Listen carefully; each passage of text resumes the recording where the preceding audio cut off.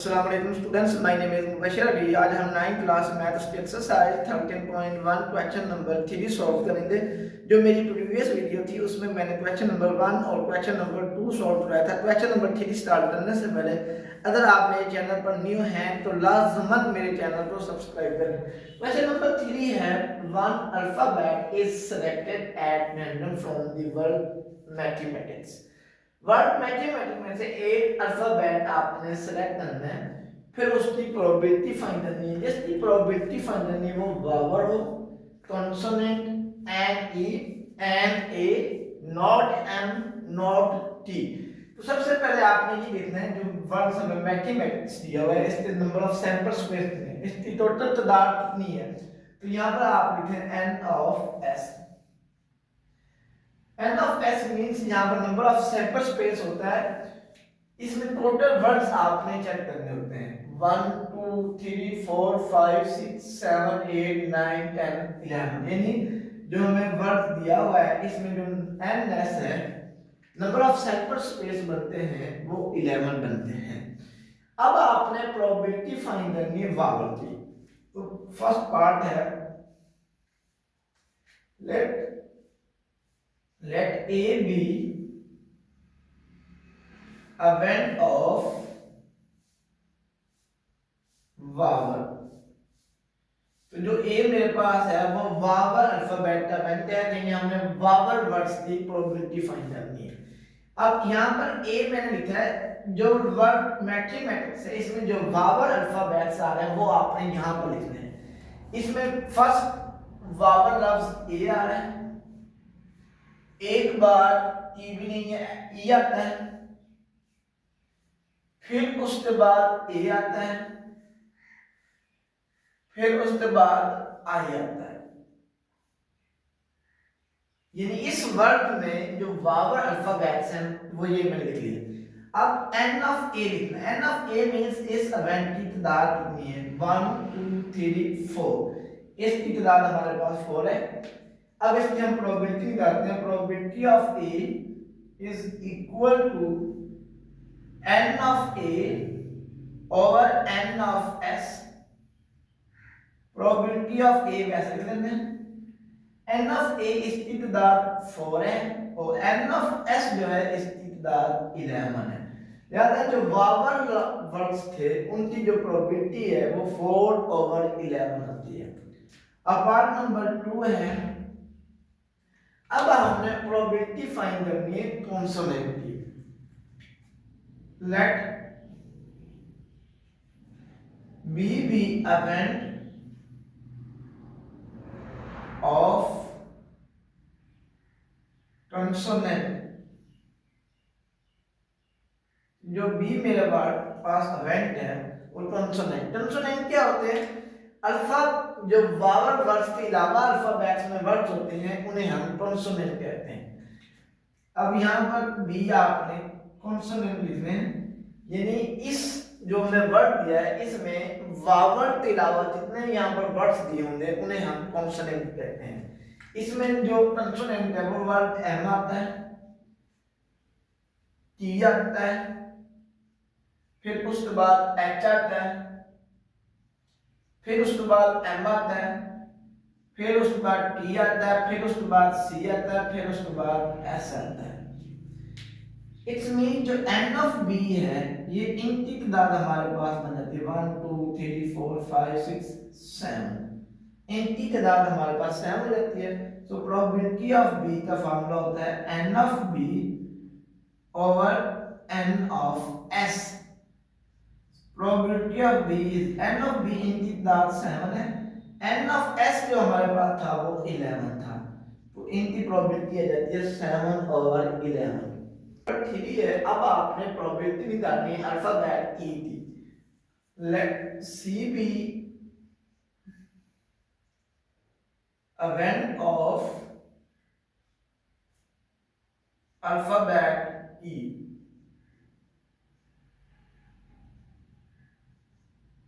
अब जो वर्ड हमें दिया है इसमें आपने ये लिखना पहले, इस वर्ड में ई कितनी मर्तबा आ रहा है। तो इस मैथमेटिक्स में जो अल्फाबेट ई है ये 1 टाइम आता है। इट्स मीन जो एन ऑफ सी है ये हमारे पास 1 है। अगर इसमें ई 2 टाइम्स होता या 3 टाइम्स आ होता तो फिर एन ऑफ सी भी इसी तरह हमारे पास जितनी मरतबा ई आना था एन ऑफ सी तार भी उतनी बननी थी। अब मुझे मैथमेटिक्स में वर्ड जो अल्फाबेट ई है ये 1 टाइम आ रहा है, इस वजह से एन ऑफ सी जो है ये हमारे पास 1 है। probability of C is equal to n of C over n of S। तो यहां से हमारे पास प्रोबेबिलिटी आ जाती है probability of C N of C इसका आंसर 1 है, एन ऑफ एस जो है ये हमारे पास 11 है। तो जो अल्फाबेट ई है इसकी प्रोबेबिलिटी आ जाती है 1/11। पार्ट नंबर 4 है। अब हमने प्रोबेबिलिटी निकालनी है अल्फाबेट ए की। Let D be event of alphabet A, यानी जो उस वर्ड्स मैथमेटिक्स के अंदर अल्फाबेट्स ए जो आ रहे हैं उनकी प्रोबेबिलिटी निकालनी है। अब इस वर्ड के अंदर जो ए है ये 2 टाइम्स आ रहा है, तो इस वजह से एन ऑफ डी जो है इसकी वैल्यू हमारे पास हो जाती है 2। तो प्रोबेबिलिटी ऑफ डी का फार्मूला बना n of d over n of s। n of d इसकी वैल्यू हमें 2 दी हुई है, n of s की वैल्यू दी हुई है 11। So probability of d is equal to हो जाता है 2/11। 5 है नॉट m। अब आपने प्रोबेबिलिटी फाइंड करनी है जो मैथमेटिक्स में words m not m means जिनमें m नहीं आ रहा उनकी प्रोबेबिलिटी फाइंड करनी है। Let E be event of not alphabet M। यानी इस मैथमेटिक्स के अंदर जो वर्ड्स m आ रहे हैं m के अलावा जो अल्फाबेट्स आ रहे हैं उनकी प्रोबेबिलिटी फाइंड करनी है। उसमें m की प्रोबेबिलिटी आपने फाइंड नहीं करनी। m के अलावा जो हमारे पास नंबर बनते हैं ये m आपने नहीं गिनना, m के अलावा जितने भी नंबर्स अल्फाबेट्स आ रहे हैं वो सारे आपने शामिल करने हैं। 1 2 3 4 5 6 7 8 9। तो इनकी तादाद हमारे पास बनती है 9। n of e is equal to 9। so probability of e is equal है n of e over n of s। probability of e n of e इसका आंसर आया 9 और n of s जो है ये हमारे पास 11 है। पार्ट नंबर 6 है not t। Not t let f be event, let f be event of not alphabet t। अब आपने उनकी प्रोबेबिलिटी फाइंड करनी है जो मैथमेटिक्स में वर्ड t ना हो। तो t के अलावा अब आपने t शामिल नहीं करना, t के अलावा बाकी सारे नंबर शामिल करने हैं 1 2 3 4 5 6 7 8 9। तो इनकी तादाद भी n of f जो है ये भी 9 बनता है। सो probability of f is equal to n of f over n of s। probability of f is n of s इसका आंसर 9 और n of s 11 है, तो इसकी प्रोबेबिलिटी भी 9/11। मोस्ट इंपॉर्टेंट क्वेश्चन है असम रोड और डाइस असम एक दाना फेंकते हैं। What is the probability of getting the number 3 or 4। आपने प्रोबेबिलिटी फाइंड करनी है उसके ऊपर जो नंबर आ रहा है या तो 3 आ रहा है या 4। Also find the probability not getting the 3 or 4। पहले उसकी प्रोबेबिलिटी फाइंड करनी है जिसमें 3 और 4 आ रहा हो, फिर उसकी प्रोबेबिलिटी फाइंड करनी है जिसमें 3 और 4 नहीं आ रहा। तो एक डाइस है, अगर मैं उसे फेंकूं तो उसके अंदर जो नंबर ऑफ सैंपल स्पेस है पहले लिखते हैं सैंपल स्पेस। अगर एक डाइस पहनता है डाइस, तो उसके ऊपर जो सैंपल स्पेस आ सकते हैं वो आ सकते हैं 1 आ सकता है, 2 आ सकता है, 3, 4, 5 या 6 आ सकता है। अब यहाँ पर आप लिखना है n of s। n of s means number of sample space.